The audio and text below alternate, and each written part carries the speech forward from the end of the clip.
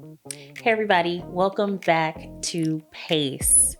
Today is a very special episode because today I have a very special friend here, as well as my first guest. Darnell Walker is an author, he is a father, he is a traveler, and he's a death doula. Some of you may know him by way of a new book he just put out. You want to give us a name? Never Can Say Goodbye, The Life of a Death Doula and the Art of a Peaceful End.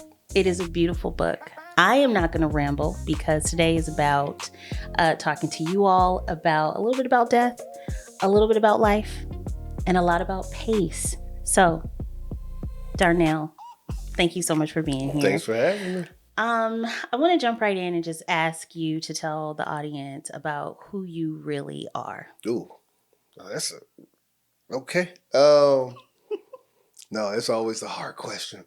Who am I really? I think you have to listen to other folks and so I am a writer, like Yes. you said. I think above most things. But also just a happy person, I think. I like to think that I'm a happy, I used to say I'm a happy man in a poor suit. Yeah. Yeah. That's good. So Okay. or ugly suit. Like I'm a happy man in an ugly suit. Yes. But I follow joy and happiness. I think I put that above so many things, you know? And so like that's where my value is. Like that's the highest. Because I think if I put that there and then if I go after happiness, that everything falls under that, all the important stuff. And so I think I am a person who I like to go in and out of I want to say lives, but not necessarily the lives of others, because it sounds like I'm leaving a life, but I like to explore other lives experience too. and investigate. I'm a curious person. Yeah. Like I love that about me. I've been a curious person my whole life. Half my family calls me Curious George still to this day, because I used to take things apart and put it back together. And I held on to that, which is what led me to so many different paths in life. It's like, well, what's down there? Let's go see what that is, you know? And so I'm a person who's not afraid to wander down there, but also if I wander down there and see something I like, I'm not afraid to start over. So it's like, oh, well, let me become whatever this thing is for a little bit. And if it works out, it works out. If it doesn't, it's fine. I think I'm probably on my 20th life now. So it's fine. Okay, well, I'm glad. I'm so glad you're in your 20th life because I'm happy. I'm happy here with you. I'm glad. I'm happy to be here with this echinacea. Right.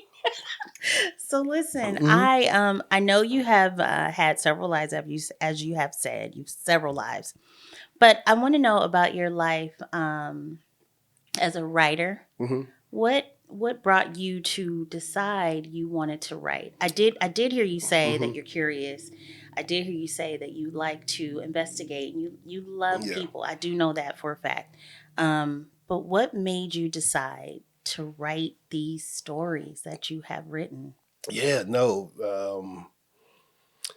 It wasn't a plan for me, right? Like it wasn't a plan to write these stories, to tell these people's stories. I was writing about the importance of me being Black and a death doula and why we need more of us. And someone read that and said, hey, would you like to turn this into a full book? And I said, oh, yeah, okay. We can see. I don't know what else I would write about, but why not? And I sent in a few sample chapters, and the publisher, the short version of that is the publisher said, yes, let's do it. And then I had 8 months to sit down and say, oh God, now I got to send y'all a book. And I was, I'm like, what's in there? What book do I even give you? Because even this work for me was always like, oh yeah, I helped somebody die, but it was never something that was worth talking about, I think. Until they said, now turn in 60,000 words. And it was like, oh, okay, I got to figure that out. But I would sit down and this thing would happen. This thing would just come out. I had I think it was right before I started writing, or maybe even while I was writing, my friend's mom, who I was close to at the time, found out she had leukemia. And she became a chapter in the book, Delphine. And I was like, I have to talk about her, because she was like active. Yeah. I mean, not even for a person her age, for anybody. I mean, she was climbing mountains. She was biking hundreds of miles. She was doing everything. And then one day the doctor said, it's leukemia. And she said, okay, I accept it. And the journey has come to an end. And she rode that thing out. Even when family, they were saying, why aren't you fighting? Are you giving up? Her daughter was like, I want you here, but I'm going to respect your wishes. And it was like, that's a story. And so writing about that, and then writing about her triggered another thing. And then writing about that thing triggered it. And so I would sit down and it would just pour out. Right. And I'm like, huh. And so in the end, I have these 60,000 words and I say, here to the editor, I'm like, here, take this. I don't want to look at it anymore. Do whatever order y'all put it in. Yeah. It's on y'all. Good luck to you all. Don't call me for 3 months. I don't want to see anything. Yeah. And that was it. And thankfully, they said, oh, this is great. And every story I wrote, they put in there.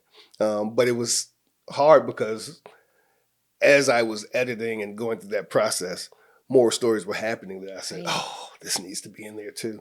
And so somehow those stories will get out, or I still share those stories with people. But yeah, and so it was never the plan, but it became sort of the purpose, I guess. It was like, oh, this is it. This is how this thing happens. It's like, oh, I got to tell y'all stories. Darnell, I love that. So I have so many follow-up questions to that. But first, I want to know if you can tell the audience, what is a death doula? Oh, yeah. Audience, hello. A death doula is someone who, in general, I'd say the general thing, right, is someone who helps someone transition at the end of their life. Help someone die, essentially, or help the family through that process. Right. Me, and I think there's so many death doulas out there, and there's so many who bring themselves to the work. So I'm a writer, and so what I like to do is, one, help people die, but also before they die, I want to help you tell your story. Right. And so as a death doula, I'm going in saying, well, what do you want to leave behind? So I do a lot of legacy work. But there are some who come in just for the planning of the funeral, some who come in to fight the hospital for you, some who come in to do candlelight vigils beside the bed. And so it's all of that, but it's anyone who assists with the end of life. Yeah. I love everything about your work. I love all the things that you've created yourself to be, because it's inspirational. No, I appreciate it. It really, really is. And the thing about it is, as far as pace is concerned, everyone has a pace. And I often wonder, what would you consider your pace to be? Just because you do so many things, you impact so many lives. You are here today, and then tomorrow you're somewhere else. You're an avid traveler. You're a dad, and then you have time to sit beside someone's bed, or take time out of your day on a regular to sit with a particular person, client. I don't know exactly what you call them. Maybe a client. But you take time to do that as well. So for someone like me, who is a mom, who is a wife, who is, full-time job, and I'm an a innovator. Daughter. Don't sit here and try to make yourself and an innovator. I try. And I'm a dreamer. trying. And you making things happen. You got pace. I'm trying. And, I'm trying. Go ahead. I'm trying y'all to see that. To follow, right? What I'm giving out. I really am. I really want to be that example. But somebody like you exude that. So would you be able to tell me, what would you consider your pace? But tell me what pace, what that is, though, Yes. like, I think I know yes. what my answer could be, but expound on that. Okay. So pace is, and this for y'all. Pace, and I'm hoping if you were in season 1 with us, that that pace is about the very next honest step for you. Honest, though, not by way of someone else's opinion, not by way of not even your lifestyle, but what is within in your heart, what lines up with your heart and your mind. What is that next honest step for you? Mm-hmm. And how does that guide your life? How does that make you say or make decisions? Yeah. And you say yes, or you say no, or you create the boundaries, or you draw the line, or you say no longer in this relationship, or you say I'm going to raise my children like this, or you choose a religion or you don't. Mm-hmm. That's pace. Right on. Okay. So I want to know Right on. what yours is. Yeah. So for me, I honestly, I'll say that I don't think about it too much. I think a lot of my life has happened, I want to say by accident, but some would say ain't no accidents, but I just look up one day and things have happened, and a lot of things don't work out, but a lot of things do too. And but what I found is that even like today, I've been talking about, or throughout life, I've been talking about the two things I do professionally, Yeah. more than other things, which is writing for children and helping Yes. people die, and which would normally seem like at the end of the two ends of of the same spectrum, right? Two opposite ends. But I think it's the same job. I think both of those are about helping people transition. Like and then I look at like all of my life. So the traveling, the films, the writing for kids, the helping people die. Every single thing that I've done in this life has been me being a bridge for other people. And it's like, oh, well, is that by mistake then? If everything has the same theme? Like, how did that happen? Yeah. And I wasn't paying attention no, I just wasn't paying attention. I think it just unfolded that way, and I'm grateful for it. Because I think had I been paying attention, I'd be probably an HR specialist in Oklahoma, somewhere with Beth Ann and 7 kids or so, but I don't know. Right. But so at this point, I'm trying to really just let it be at that, I think. Yeah. Because I'm scared to pay too much attention to it. Where it's like, oh, and then because I found myself when I'm paying too much attention to it, I think too much about it. Yeah. And it's like, like I was thinking yesterday about, will there, because is there a point, do you come to a point, is there anyone in this world who got to where they thought they wanted to be and felt like, this is enough? Because it feels to me, I'm like, I don't know if anybody ever feels that. And so, did you ever see the movie Soul? The animated film. It's a Pixar movie. Yes. Where he dies and he comes back and switches bodies. But his life goal in the film was to be a musician and to play on stage. That's right. And it's the day he gets the call to do that, and then he dies. And then he's like, I got to get back in my body. He spends the whole movie trying to get back into his body. He gets back in and he performs. And there's a scene where he's outside and waiting on his taxi, and Dorothea, I think that was her name, the lead singer, she comes out and she sees him.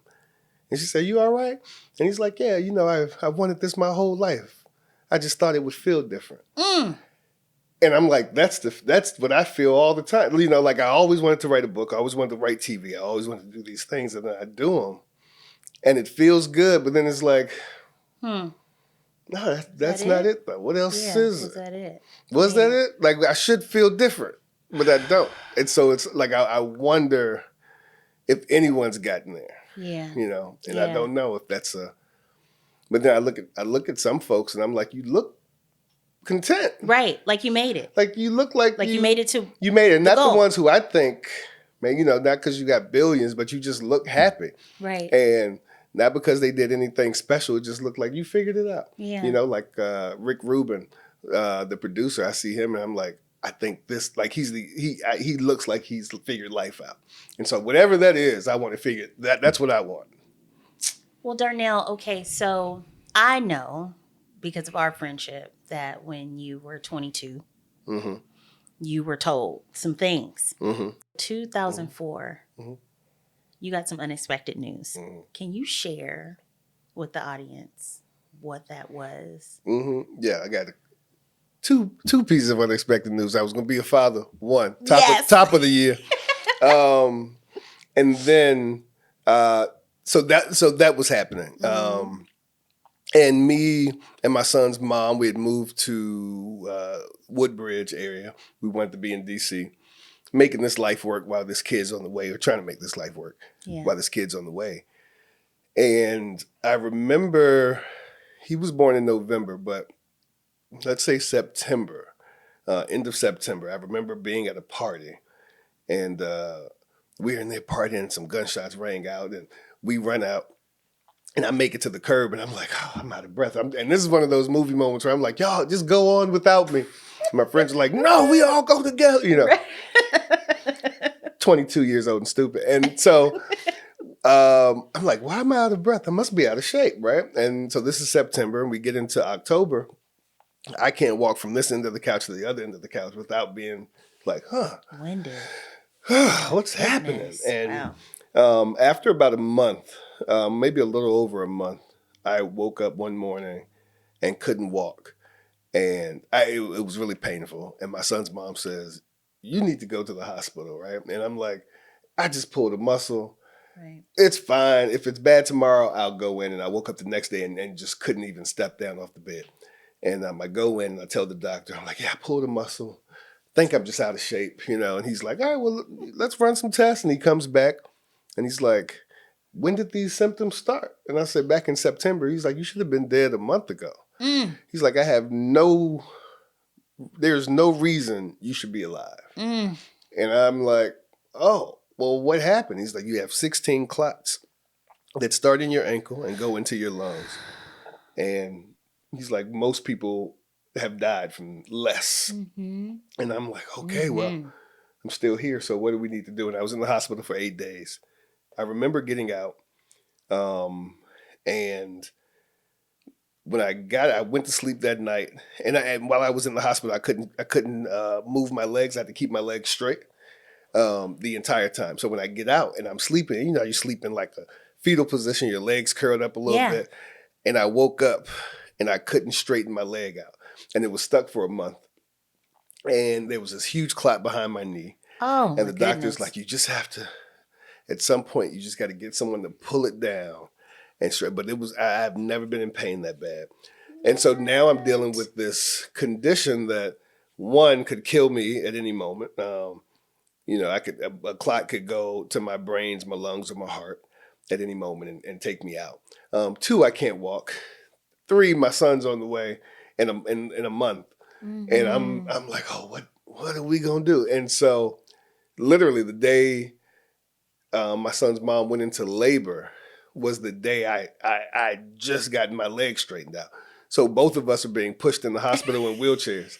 And it's like, well, this is what it is. Yeah. But it was, it's so strange looking back because I don't know where I was headed then. I remember being having this idea that life had to be a certain way.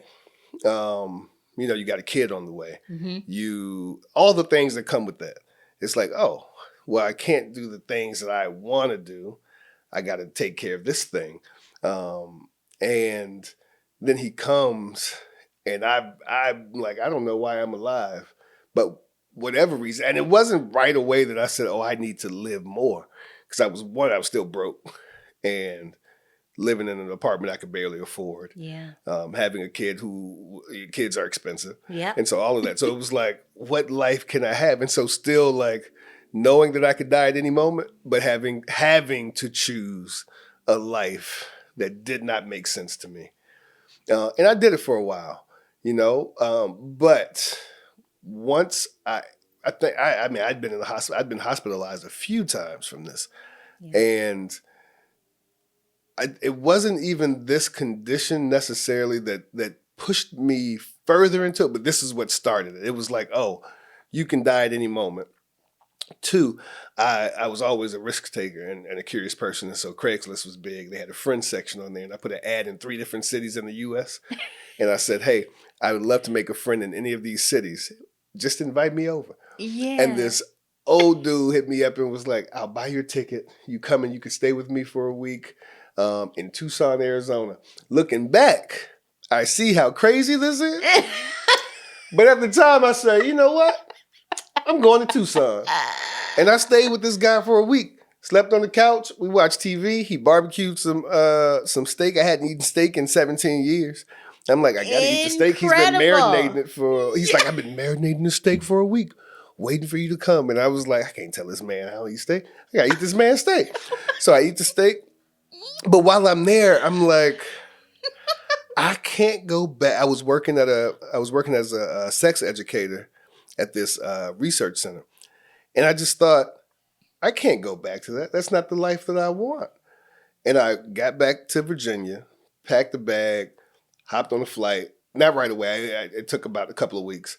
But I hopped on a flight and went to Seattle and was like, if I can die at any moment, I should be living this life.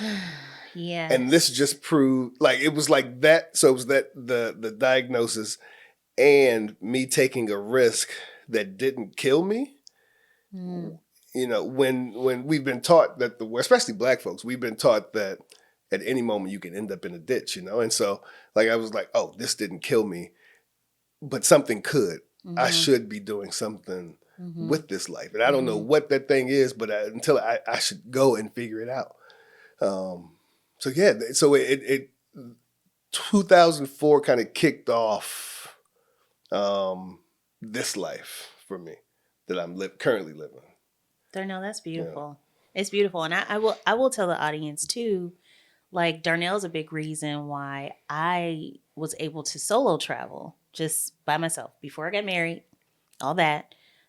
And I remember being in Puerto Rico by myself, and there were some iguanas that were like on this trail I wanted to take. And again, all alone, everything I felt was after me. And I decided that I was going to take my phone out and I was going to just record myself, just talk. That way, if something happened to me, there's proof. There's proof I was here. Yeah. You know, you can see what I was doing right before whatever. I felt like there was this guy following me. Like it was so many things going through my head, just nervousness and paranoia and anxiety, all this stuff. I walked that trail with those iguanas. Obviously, they didn't touch me. They moved out of the way. And when I got to the other side, I was like, it was almost like an epiphany, honestly. Yeah. Like I made it. And I know that that's small. And to some people, I don't think it's small at all. You know, they won't really. But I was so afraid. I had never encountered iguanas before. Yeah. And again, I was alone. So I had already taken a solo trip and all the things. And I thought I was being brave enough, you know, and then here are these iguanas. Yeah. So my point is there are things in our lives that will, you know, turn the switch on, turn the light on, or start to turn that light on. And this is kind of like what I want to convey to the audience. Yeah. You know, that there are things out there if we can just be brave enough. Yeah, but like, you know, what you did, it's not small at all. I mean, it's facing this thing that this unknown, right? And it's like unknown. That's one of the biggest things. Most of us will never do that. Most of us will never face it. Will never, you know, experience what's on the other side of that. And you do it and it's like, huh. Right. Oh. Right. I can do this again then. Yeah. Or, you know, whatever that is. And, right. And so I want people to, that's what I want people to do. You know, that's what happened to me. It was like I got there and this guy didn't kill me. Yep. And I ate the steak and I got back, you know, essentially it's just me taking a trip to Tucson, but I got back and didn't die. And it was like, oh, there's life out there. And it was one of the moments that like there are good people out there. The unknown. Like I talk about my grandma, like she used to send me to the park all the time and get on the monkey bars. And I was like, the monkey bars are monkey bars, but I think for some people it represents like having to reach Yeah. toward this other thing and hoping you get it and then going to another thing. Mm-hmm. And so it's like you're Mm-hmm. learning something along the way, all the Mm-hmm. things that taught us along the way. But Mm-hmm. so yeah, going on that trail with the iguanas, like that's, most people would never do it. I'm telling you, it was truly eye opening. I still have the video. I look back at it, I listen, and I just laugh at myself. But it truly was one of those moments. So Darnell, seriously, like I want to get into a little bit of the book because there are some stories in that book that I feel could apply to the audience and could apply to Pace. One in particular, and I'm probably going to get the name wrong, so I'm not even going to go there. But there was a young man who got a diagnosis. He was very black and white. He lived his life going to work, doing the things, he was building his life up, and then he got the diagnosis. So he never got out and did fun things. And as a result of the diagnosis, he asked you if you could write him seemingly a playbook of things that he could do to live or to feel like he was living. Yeah. And I want to know just your thoughts around building that for him and like, how did you know what to put in that playbook for him? Yeah. This is the first time I actually talked about that chapter. And funny enough, when you were talking, I was like, what chapter was that? And then I was like, oh, no one has ever asked about that. So thank you for asking about that. But no, and I vividly remember now writing it and sitting down. I remember being at this library in Georgia when I was writing that chapter. And it was, and I was like, oh, yes, I remember this guy. And it started coming back. And that list that I gave him was literally everything that I would have told my son. It was like, if my son, like I want him to live a life and I want him to have a fantastic life. And it was, if I were to write him a list, what would be on it, based on this life that I live. And so it was like, if someone offers you mushrooms, take them. Hitchhike across countries. Yeah. Fall in love. Without reason or not knowing what's going to happen tomorrow. Right. Just don't be afraid to do it, and follow those iguanas on the path. Whatever that is. But it was literally everything that I would have told my son, and still and do tell my son now. And I'm grateful because I get to see my son's life, and it's like, oh, you're living that too, without me having to say anything. Yes, which goes back to this life that I lived because of the diagnosis I had and going to Tucson or whatever else happened. I was so fearful then, and up until a couple of years ago, even that. What if I'm doing too much and my son grows up and he was like, you lived too much. I was here doing this thing. And so I always wondered that because they were parents saying, don't you have a kid? You doing a lot for somebody that I forgot you have a kid. And I'm like, yeah, I have a kid, but you start feeling guilty for having a life. Right. And now what's happened is I'm like my kid wrote this letter a couple of months ago or maybe last year sometime about how he watched my life and knew that it was possible for him to have the life that he has. And I was like, oh, see, it worked out. That's what I'm saying, Darnell. That is what I'm saying to the audience. Like you exude the thing. Yeah, and I'm grateful.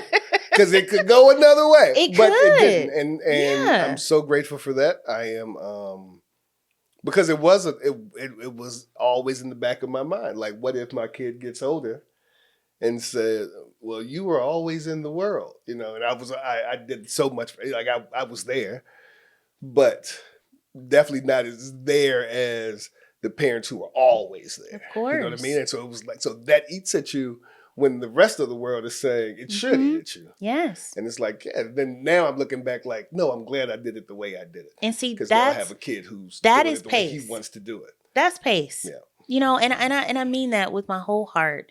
You know, when you are marching to someone else's beat or drum, you don't do the things that your own life has set out for you. Yeah. Society will say, you know, this is how you have to do it. Yeah. It's like if you want this, you have to do it like this. And Darnell, you're on the show today because you did not do things traditionally. Yeah. You did not. And along the way of not doing things traditionally, you have touched more lives. See, I'm gonna cry on this. Go ahead. Don't cry. Go on. You go ahead. And I'm not going to cry. But I mean it. You have touched more lives, Darnell, doing it the non-traditional way, or should I say, at your own pace. Mm-hmm. Yeah. And that is what I want to convey to the audience. I want to convey it to myself because I'm trying to live the same. You know, I'm trying to live at my own pace, not someone else's. But it's just, sometimes it can be really difficult when you are used to, you know, society in your ear. Yeah. Or it's like, this is what I know. And I mean, because we don't know what's on the other side. We don't. Because no one's done it. You know what I mean? Like me even wanting to be a writer, a black writer from Charlottesville. I didn't see another one of me until I was 16, and I had a teacher who just happened to come in for a year. And thankfully, we're still great friends to this day. Wow. But it was like, but I had people who said, we don't know how to do this, but if you can figure it out, we can support it. So like my parents, not writers, but they said, we can take you to this audition. We can take you to this thing. We can give you money for a stamp to send this thing off, whatever. But we don't know how to do it. And those people are also important. And so, you know, it's hard to do when there is no blueprint. But I think if you have any support whatsoever, right? Who said, well, just go do it. You won't. I'll make sure you don't die. Right. You know. Right. Then jump at it. Take advantage of that opportunity. And I think I always knew that. Okay, yeah, I got a kid that. So as long as I can send him money, that's right. Make sure he gets the helmet or shoes that he needs for whatever sport he's choosing this month or whatever he wants to do. I can do anything else I want to do. As long as he got this, and this bill is paid on my end and this thing is done, I can do anything else because these 4 people have insured and have told me that if I fail out here, I can always come to their house. Yeah. You know, and I think we have to tell people that. I read this thing sometime last year, I think, where this woman, she was talking about how she wanted to go into a new relationship. Yeah. But she had been so badly hurt in a previous one. And she's like, I like this guy, something about him. And she was talking to her friends, and her friend says, well, do it. And she said, well, what if he hurts me? And they say, well, if he breaks you, we can put you back together. But you have to go and try. Right. And we can do it. And I think we have to tell people that. I think so too. You know, verbally. And that's say, right. Listen, go out there, get messed up. Yeah. Get broken, if that happens. Yeah. But you also might make it. You might make it. And what if you make it? Yes. You know, like there are reach back and pull me up. Right. That's it. You know, there's so many people I owe money to. God. People who fed me and they'll come trying to collect. They waiting. But I'm grateful and I will gladly give it to them because they gave me couches and food and hugs and car rides and all that, you know.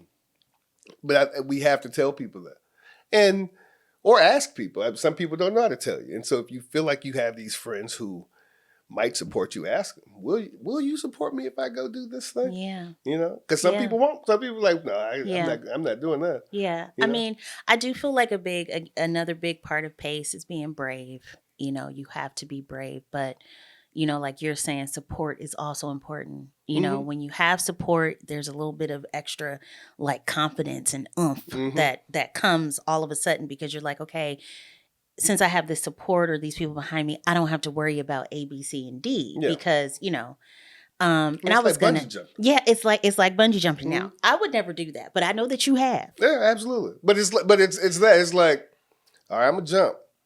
And this thing supposed to work. Now, if it Well, don't, that man told you. Okay, oh, so yeah, his story is that he the absolutely man me that I told was gonna him die. He's that like, he I did forgot not. to hook you in. But it's so crazy how fast we accept death. Because I was like, oh well, this is it. And I just opened my arms up and flew. But I think that's it. And once it pulled me back, it was like, oh, I survived. I'm glad I did that. And sometimes we go out and do things that will lead to nowhere. But we're glad we did it. But listen, I want to talk about another story in your book really quick. I want to talk about the story of the young woman who had to have the surgery. There was a probability, or I don't know, 50-50 maybe. I'm not going to get all the details correct, but I want to talk about this story because she had plans and she had the surgery, and then she did things before the surgery, and then she did things after the surgery.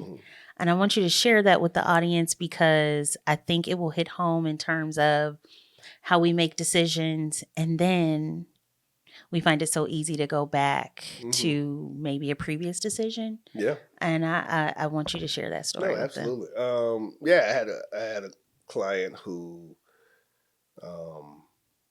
was living the life. It's a life. I think that's my new saying. I'd be like, it's a life. It's like I remember when Dave Chappelle had a stand up and he said, my friends are always asking how I'm doing. He's like, my life is like an above ground pool. It's a pool. Yeah. So it's like, it's a life. Yes. It ain't for me. It's a life. But she was living a life and it was okay. Yeah. It wasn't a life that she would have built had she been able to choose her perfect life. And she had a surgery coming up, and there was a great chance that she might not survive. Right. And when that happens, anybody who's ever been faced with even the possibility of a terminal illness, things quickly become unimportant. Right. And other things get prioritized. So it's like, oh, I could die in the next 6 weeks. Oh, my family. Right. Did I spend enough time with them? We didn't go on that vacation my son always wanted to go on. We didn't do these things. And so those things became important where the job, the little things that people don't ask about on their deathbed became so unimportant. And she was like, I need to change all of this. Left the job, started taking more family time, going on vacations, doing this life that she really wanted. And it was great. And then the surgery came and she lived. And then we caught up and she was back in that life because it made sense. Yeah. There is no threat now. And it's like, no, there's still a threat. You could still die tomorrow. Yeah. Absolutely. You might. Like, how many people have we known? Anyone watching this, listening to this, who just dropped dead? Yeah. Friends of friends who like, oh, he died the other day. I just talked to him. Yep. He was okay. Yep. And it's like, yeah, that could be you, and so that threat is always there. Right. And I was heartbroken. Yeah. Yeah. For her to know, like, you made it out. Yeah. And it wasn't like the finances. I get it. Sometimes you need a job. Absolutely. And you have to be able to do these things. Right. But sometimes, and in that case, it was about the familiar. And going back to this thing that was less scary than having to live this dream that you always had. Because that's scary. It's scary to go after this thing that you don't know. Exactly. You have no blueprint. You don't know how. You don't even know what to do. It's like, I want to be a engineer. Well, what do engineers do? And then if I get there, I mean, like even me, I wanted to be a writer. Okay, I wrote a book. there's very little help for new authors to figure out what to do once the book is out. So I'm literally just out here throwing darts to the wall, like, all right, well, maybe I should call this bookstore. Maybe I should call these people. And it's slowly figuring out, and a lot of it has failed. Yeah. And it's like, but if I do another one, then I at least got part of a blueprint. And if anyone comes behind me and says, oh, well, I want to write a book. Oh, let me help you. Yes. With what I did, Mm-hmm. you know, and this is what I did. It worked. This didn't work for me. It might work for you, but this is what I did. And so, you know, we have to do that too, where, you know, I think there's a responsibility there to say, if there was no road before me, and now there is because of me, let me give you the map. Yep. And this might not be the road for you, but it's a start. Right. It's more than you had before you got Right. here, you know? And, right. And so, yeah, I was so sad that she went back to that. And, you know, I hope eventually she realized, like, oh, but I was doing so well over there. Yep. And I could have made that work. Right. You know? Yeah. I wanted to bring that story up because I know that is a lot of us. Like, it's a lot of us. It's a rarity for people, as you have been saying, to follow the unknown. It's a rarity. And so for me, what I really wanted to convey to the audience today with you is that we don't have to wait for a death sentence, or I should say an illness, or I can say some type of bad report or a timeline.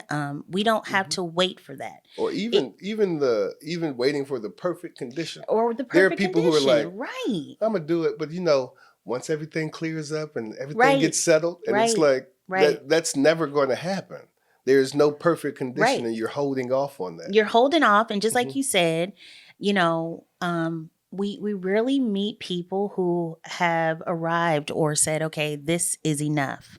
Like, that's also a rarity. Yeah. So wouldn't it be so nice if we all could just, you know, mount up and be brave and get out there and try some things? Oh, yeah. I had a client who was 60 years old, and he was like, you know, 69.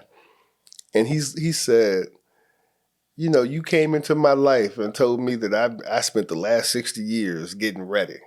And I was like, yes. And he was like, and you told me to just do it, and I did it. And I'm like, yes. Yes. Because most of us are just getting ready. It's like, getting ready for what? I've had, you know, Omar. We talked about Omar last time I was here. Omar, who was on his deathbed and said, you know, I wanted a life. And I spent so much of it trying to get someone else a life. And now I'm on my deathbed and never got to the life that I wanted to get to. And it's like, yes. And so there are people who are just waiting for that moment, waiting for this special time, waiting for a person. Right. And it's like, this thing is going to leave you behind. You know, I had one friend who I feel so bad for him, and I hate it because he's living a life that his parents wanted him to live, and not the life he wanted to live. And last time I seen him, he just looked so miserable. And I just want to just grab him. And he stopped talking to me because I remind him of this life that he could have had. And it's like, you could have it. You know, you could have it. Even pieces of it. You don't have to go big. You don't have to quit the job right away. Right. Sometimes it's eating the dessert first. You know, they could be that small. Yeah. Darnell, I appreciate you beyond like my words, because, you know, all of the things, again, that you have accomplished, that you have done, it has been a true example, like, of what we all can do as human beings. And I know that your life is not for everybody. So not to follow you as a blueprint, but to say that, okay, I can be brave enough to try something new today. Or I can be brave enough to draw the line in the sand and no longer tolerate that. Or I can be brave enough to set the boundary. I can be brave enough to change my mind. You know, and that, again, you know, is what I really want my audience to take away from this. Not so much about, you know, death and dying, or that we're running out of time. Because, listen, death is a part of life.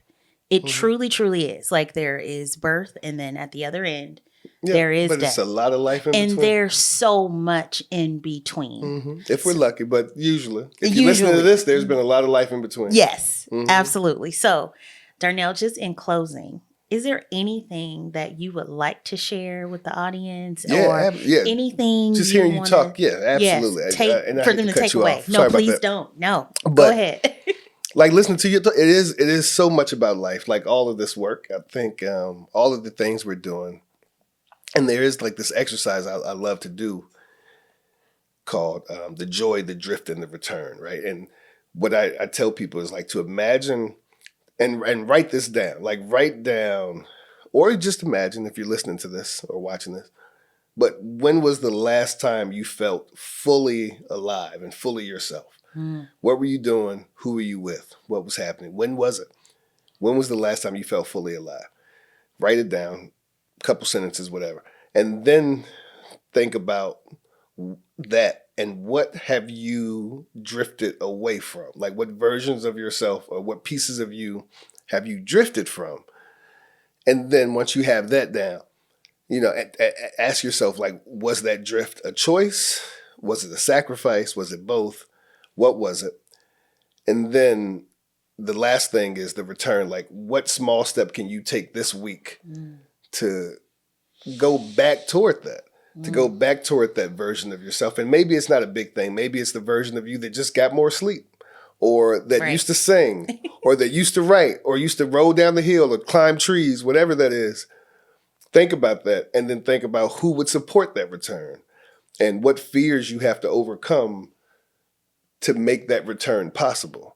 Because we have to get back to ourselves. It's like, why don't I want to be the best, that version of myself? I love that person. I love that person. Yeah, and it's like, oh, I forgot about that person. And I did it, I do that exercise in so many places I go. And I did it yesterday, actually, before the book signing for the DC Death Collective that was there before, the hour before. And every time at least one person is like, I forgot about how I used to play. I forgot about the times I road trip with my friends. I haven't seen them in years. And it's like, we forgot. And so getting back to that and getting back to ourselves. So just do the exercise. I love that, Darnell. Thank you so much again for being here. No, thanks for having me. This is so much fun. He is such a wonderful person. And you guys, I'm just so grateful to have him. Like, I'm sorry that you can't have him. I can. And I get to talk to him. No, seriously. Darnell, thank you. It's been so good. This has been great. He'll probably be back. Oh, I'll be back. We'll see. But you guys, listen, this is Pace. I hope that you were able to pull something from this, anything, little pieces. Message me, send whatever you like. Tell me if this is something that you love. Tell me if this is something that you don't. Whatever it is, message it, okay? And hey, let's continue to operate at our own pace. Thank you guys for being here. Until next time.